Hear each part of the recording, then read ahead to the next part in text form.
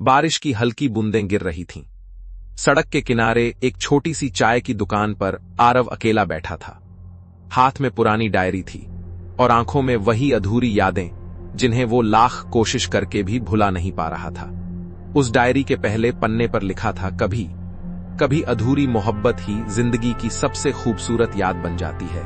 आरव और सिया की मुलाकात कॉलेज में हुई थी। सिया बहुत साधारण लड़की थी, लेकिन उसकी मुस्कान में एक अलग ही सुकून था। धीरे धीरे दोनों की दोस्ती प्यार में बदल गई। दोनों ने साथ जीने मरने के सपने देखे थे। सिया हमेशा आरव से कहती थी, अगर तुम साथ हो तो मुझे किसी और चीज की जरूरत नहीं। लेकिन जिंदगी हमेशा वैसी नहीं होती जैसी हम सोचते हैं। कॉलेज खत्म होने के बाद आरव नौकरी की तलाश में शहर शहर भटकने लगा। घर की जिम्मेदारियां उसके कंधों पर आ गई। दूसरी तरफ सिया के घर वालों ने उसकी शादी कहीं और तय कर दी। उस दिन सिया रोते हुए आरव से मिली। उसकी आंखों में डर था और दिल में मजबूरी। सिया ने कांपती हुई आवाज में कहा, मैं तुम्हें छोड़ना नहीं चाहती, लेकिन शायद किस्मत हमें साथ नहीं देखना चाहती।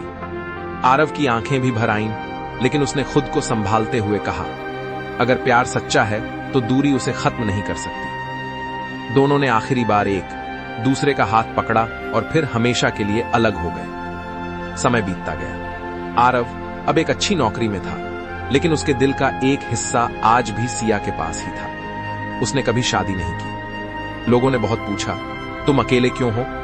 लेकिन वो बस मुस्कुरा देता, क्योंकि कुछ रिश्ते शादी से नहीं, यादों से पूरे होते हैं। एक दिन अचानक आरव को पता चला कि सिया इस दुनिया में नहीं रही। बीमारी ने उसे बहुत जल्दी छीन लिया। यह खबर सुनकर आरव पूरी तरह टूट गया।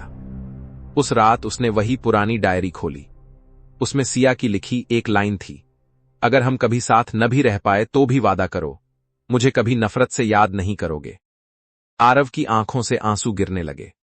उसने आसमान की तरफ देखा और धीरे से कहा, तुम मेरी जिंदगी में नहीं हो सिया, लेकिन मेरी हर दुआ में आज भी तुम ही हो। उस दिन आरव समझ गया कि सच्ची मोहब्बत हमेशा साथ रहने का नाम नहीं होती। कभी कभी किसी को खोकर भी उससे हमेशा प्यार करना ही सच्ची मोहब्बत होती है।